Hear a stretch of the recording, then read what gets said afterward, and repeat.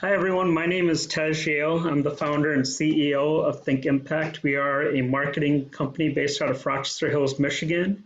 Today, we are very fortunate to have Mr. Jeff Clanagan, who is the CEO of CodeBlack Films and the president of Kevin Hart's Laugh Out Loud Network.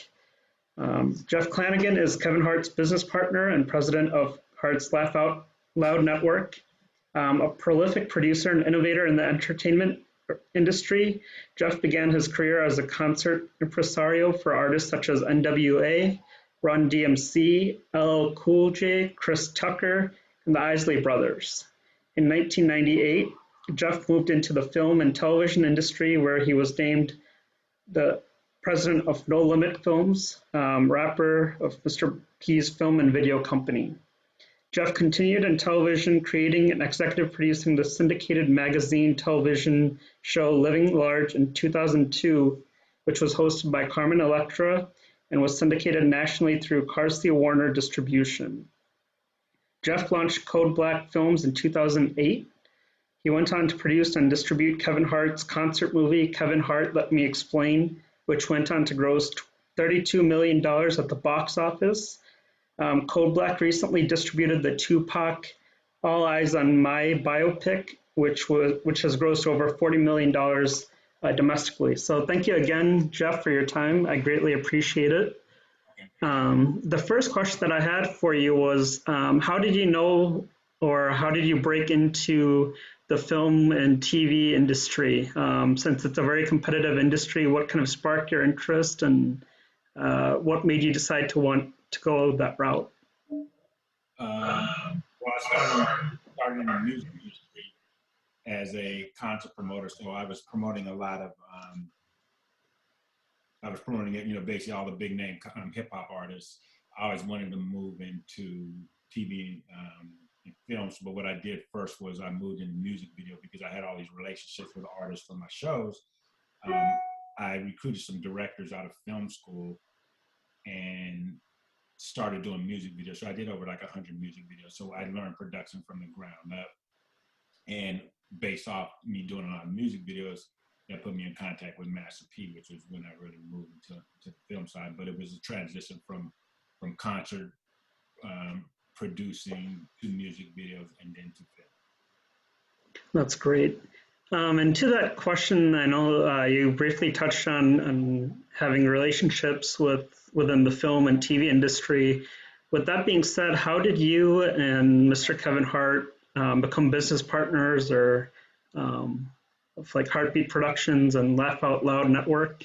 Like, how did that relationship kind of formulate?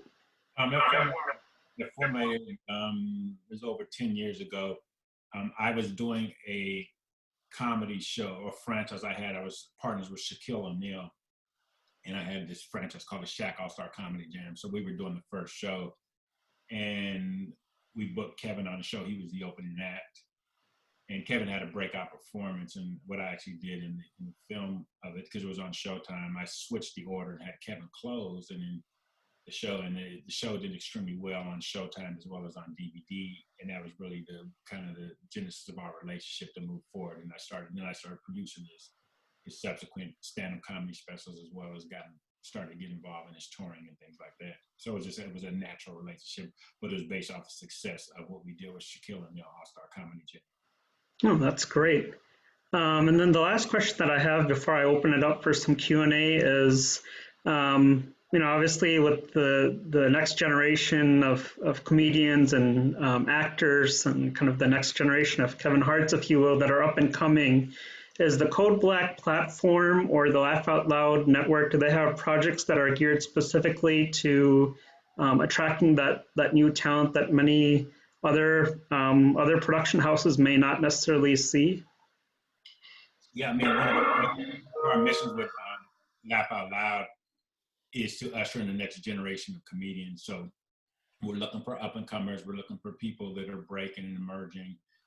We have a comedy franchise called Comedy in Color, where we shot over 100 mini comedy specials over the last couple of years of newer and upcoming comedians. So that's really our mission statement for the network is to find new talent and nurture and be able to break and provide a platform for new talent, up and coming talent.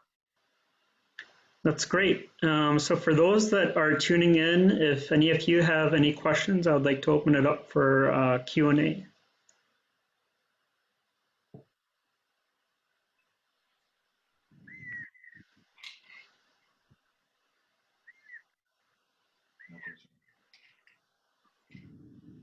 Anyone have any questions for Jeff?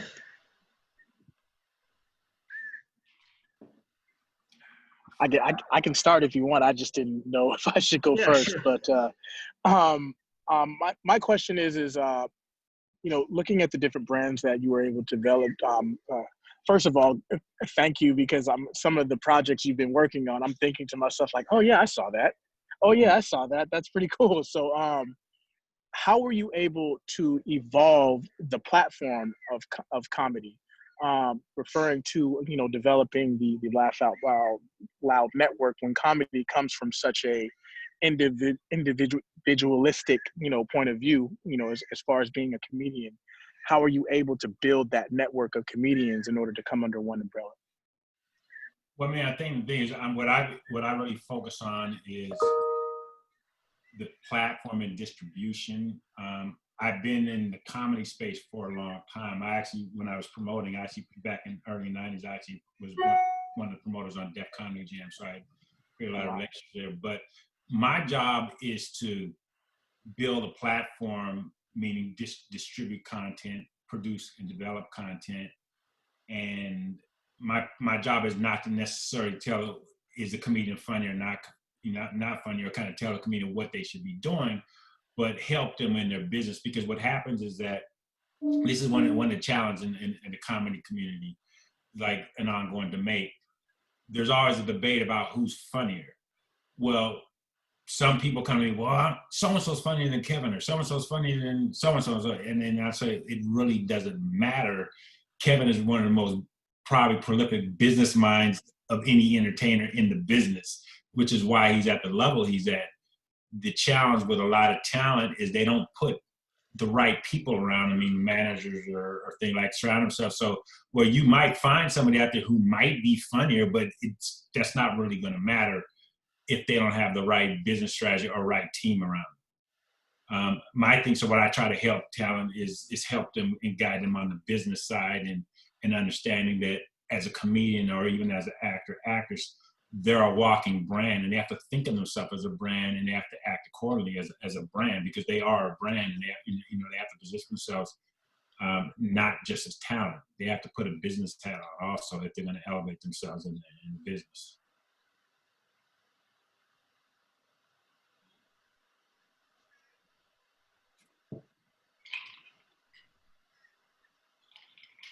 Any other questions for Jeff?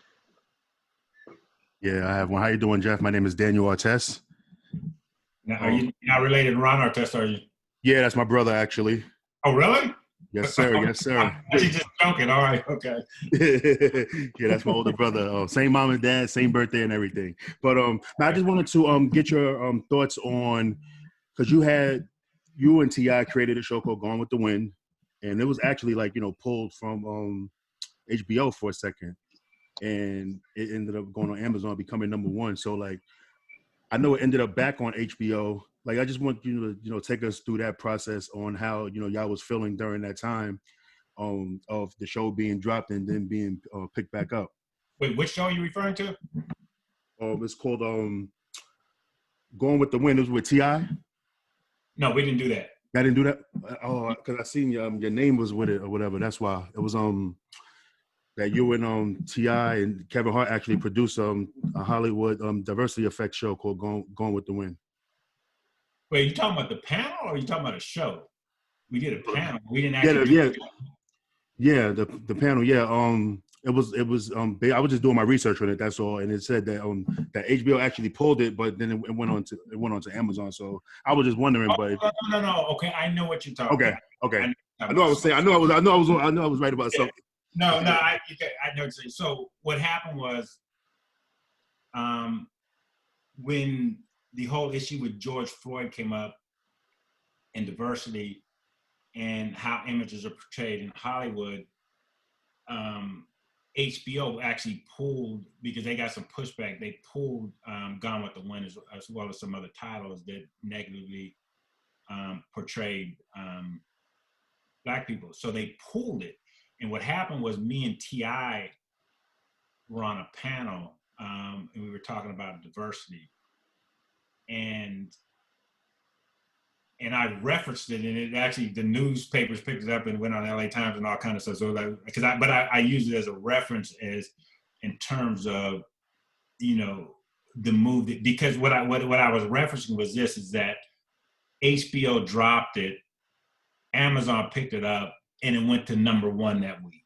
So the reality is there is still, you know, this gets into a whole nother conversation, but when you're talking about racial stereotypes and negative images, is that the fact that that movie went to #1, I mean, there was a whole appetite for people to just as a response to HBO, everybody went and started streaming it. And so that created a whole debate conversation, online and papers and stuff like that. LA Times did a piece on it. But it was an ongoing conversation because some of the other networks are having the same problem. There are issues like, do they go back into their archives and start pulling stuff or putting labels on stuff? Because obviously stuff back from the 50s and 60s, you know, perpetuated a lot of stereotypes. But that same conversation, see, that's the challenge right now is happening in the, you know, because we're talking about comedy. Pretty much if you go back and look at any comedians stand up over, you know, 10, 15, 20 years ago, you look at Eddie Murphy and Richard Pryor, the stuff they said then they couldn't say that today. So it really, so do you go back and censor their old programs from the 80s or 90s because this is what, you know, what was happening in the world, and this is what they were talking about, this is, you know, I'm just bringing this as this is an ongoing conversation, but you could probably go back across TV, stand-up movies, and find things that are not politically correct, would not be accepted today, but you'd be wiping out a whole lot of content or censor a lot of content, and that's not going to happen. So that was kind of what the conversation was about. Thank you.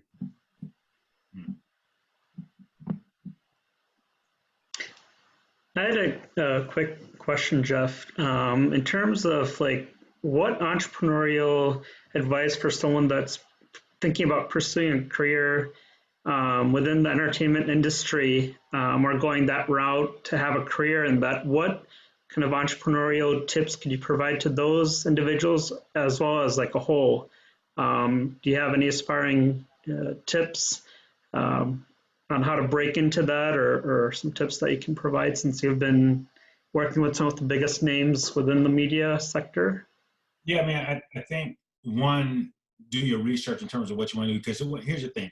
A lot of people pursue in front of the camera, but there's plenty of behind the camera jobs. There's plenty of kind of executive jobs. So you really have to just do your research in terms of what is that you might want to get into, because there's many ways to break into the entertainment business, but you gotta kind of pursue what you're passionate about, you know, whether it's a production job or whether it's an executive job inside the studio or network, or, you know, if it's in front of the camera or writing, there's all kind of jobs. So, you know, I think a lot of people try to get into it and they don't do the research. I mean, and then when you are in it, you got to keep researching every day. You have to read every day. I mean, my thing is like, you know, my routine in the morning, I get up at 6 in the morning, I read for an hour, I read all the trades. So by the time, you know, business is open, I know everything that's going on, what's trending, what's happening, what business deals were made. So you got to do your research to keep up in terms of what's going on. But, you know, I always tell, because I speak at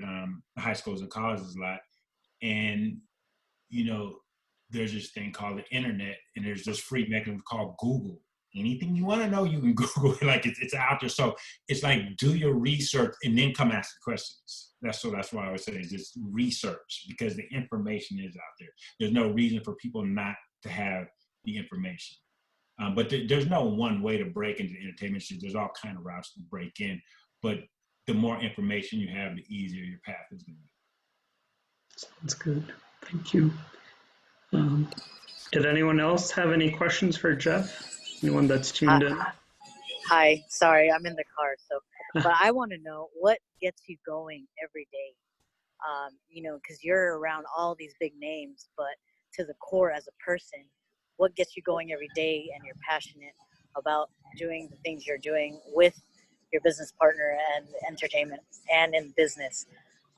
Because it's very important for a person when they're coming into a space where there's all these people with all the connections, all everything, but it's important to know as a person who they are as a core that keeps them going and they know who they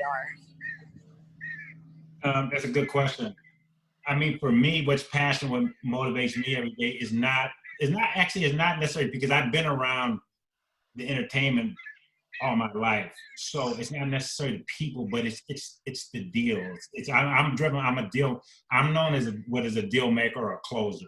So what gets me is closing deals. It's not necessarily I don't even like, to be honest with you, I don't like production. I don't like to sit on a movie set. I don't like to TV set. I don't like to produce because I think in my head, I'm missing out on something because sitting on a movie set for 6 weeks, okay, I'm sitting on a movie set, being creative, but that's not really, I do it, but that's not really right. But really what motivates me are deals. And what I mean by that is that the industry is changing so quickly because of, what's happening on the digital side, what's happening on streaming, what's the next day. So because I'm from the Bay Area, I'm from San Jose. So I'm always looking for the next tech thing because if you look at the entertainment industry, if you look at the music industry, let's take the music industry example. So you have to think about what turned the music industry upside down. What turned and changed their model? Well, it was Apple Music, and it was basically the creation of an MP3, of a digital file. Once music went digital, it changed the whole paradigm for how music was consumed. Well, who drove that change? Well, it was Napster back in the day, but Apple ultimately came in and created iTunes Store and changed how consumers and dictate how they listen to music. So if I look at the television industry or the film industry right now, even in terms of how do you market to consumers? Well, what companies are driving the change in the entertainment industry? It's not Warner Brothers or Sony, it's Facebook and Google and YouTube, who are all in the Bay Area. So I'm always looking and following the tech trends versus the entertainment trends. Yeah, I agree with you on that one, Mr. Clanagan. The tech is a big thing that's happening now, especially in the entertainment and in the streaming industry. Okay. With that said, have you been looking at places in the tech industry like investments, or is it specifically in big brands or also small businesses, sorry? It's a combination of that. I mean, where I'm really focused on right now is for my business, for both my businesses, is international distribution, and I'm focused on the continent of Africa. What happens is that the studios and entertainment are all focused on China as the next big thing, but Africa's sitting out there, and I know through our social media channels, we have we have over 7 million followers, between Nigeria and South Africa. So where I'm focused at right now is building out our distribution, our Black Allowed network, as well as CodeBlack network distribution in Africa. Now, what I know is, that's going to be different from what it is in the U.S. because they don't have the high-speed internet and broadband as we have in the U.S. What's happening right now is Facebook has launched a project, and they're laying down fiber optic cables around the continent of Africa. I think it'll be done like in 2 years. That is going to significantly change the internet speeds and the mobile speeds for citizens in the continent of Africa. I believe that the strategy for Africa is going to be through mobile devices versus traditional streaming because everybody's got a phone over there. They just need high-speed internet. So that's if I had to say, that's my big thing that I get up every morning thinking about and working on is that expanding my distribution globally.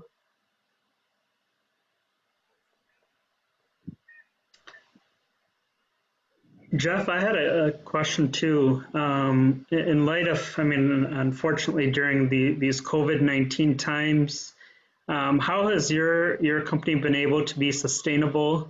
I know a lot of movie projects have been streaming through apps such as Quibi and Amazon Prime. And for projects that may be coming up in light of kind of the news today that broke saying AMC and Universal will be streaming some of the movies shortly after they're released, are there any strategic approaches that you're taking to kind of get ahead of that curve? Um, like some of the latest projects like Die Hard and those kind of projects to kind of stay ahead of the curve within the streaming or app-based releases? Um, the problem is like everybody's problem. I mean, we happen to have that produced prior to prior to COVID hitting. I mean, the pivot I made when COVID hit is I put 4 animation projects in production. So I've got 4 projects and going to production on animation because obviously I don't, you could do that in a COVID environment, but the challenge for everybody is getting into production. I happen to have a pretty good library. I've got over like 150 hours content in the library, like Def Comedy Jam, the PJs and stuff that we're streaming. So that keeps generating. But at some point we have to start to get back to normal do stuff. But I'm in the same bag as everybody else. Is that because there's just so many unknowns around COVID-19 and getting back on production and insurance liabilities and things like that. So you just got to kind of you got to get up every morning, look at the news, and see what's the next thing, what's the next shoe is going to drop. So you don't know. Sounds good. And then, are there any words of encouragement? Kind of as we talked, it's kind of been hard for everybody, especially like small businesses and like movie and entertainment. So, are there any words of encouragement that you can provide that can, for people who might need a little bit of motivation? For the COVID, for you mean around the whole COVID-19 situation? For like small businesses or kind of for the businesses that have suffered. Hard because I feel for the small businesses. Like I can see how everybody's impacted right now. I mean, so it's I know it's tough for a lot of businesses in terms of the impact, especially service businesses that small restaurants and things like that, or just things like that. But I mean, it's got to get better. It can't get any worse. I mean, that's what I say. But it's tough right now. So it's tough to really even say, hey, do this or do that, because you all of a sudden you got hit out of clear blue. You might have a business model that's very specific. You can't just. It's hard for a business just to pivot on their business model. But you just got to just hope and pray that the COVID-19 gets better so that people can get back to normalcy in their lives in terms of running their businesses.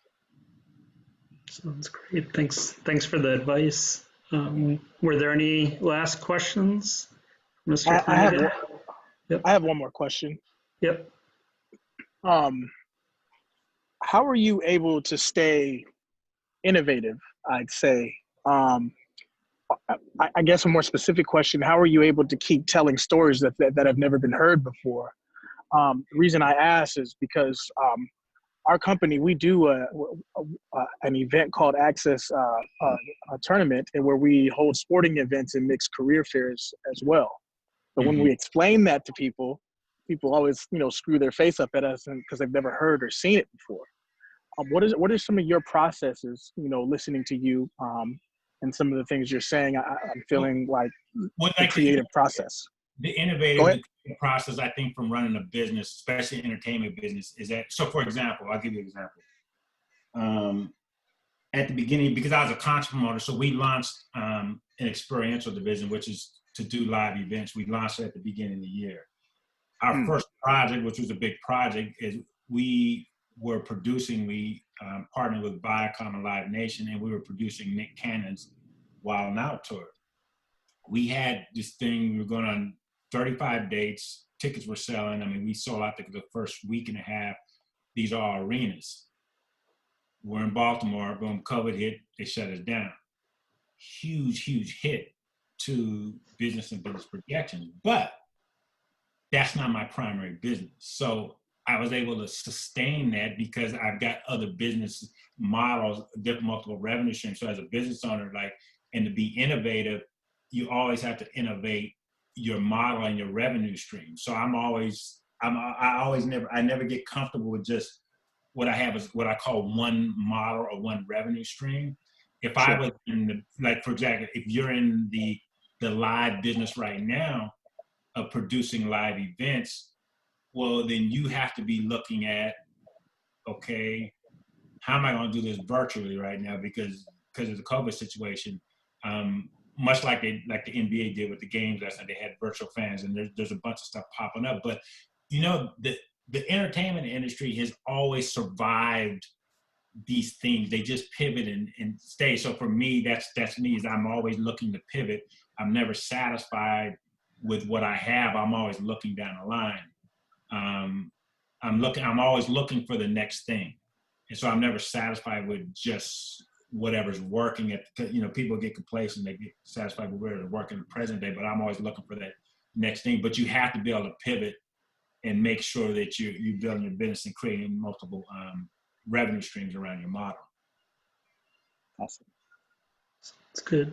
Mr. Clanagan had a question as well. I'm sure you and your company get pitched a lot of scripts and projects to work on. So I was just wondering if you could talk about kind of the wedding process that you go through to Dre's point, to kind of get ahead of that curve and stay innovative with the types of projects that you pick. In terms of projects, I mean, we have a development people, so the development people screen the projects. And the reason I never take pictures because you obviously got to sign a release too. Because, for example, let's say on this Zoom call right now, somebody wanted to pitch me something. The problem with that, without a release, you may pitch me something. It may be something that I'm already doing.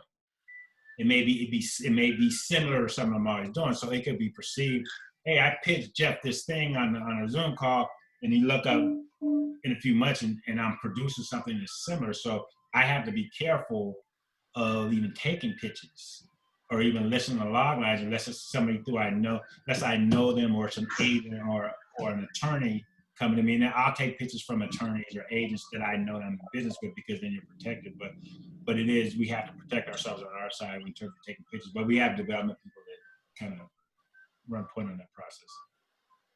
Sounds good. Thank you. All right. Any other questions for Mr. Clanagan? What's next? What's that? What's next? What do you have coming next? What do you have going on next?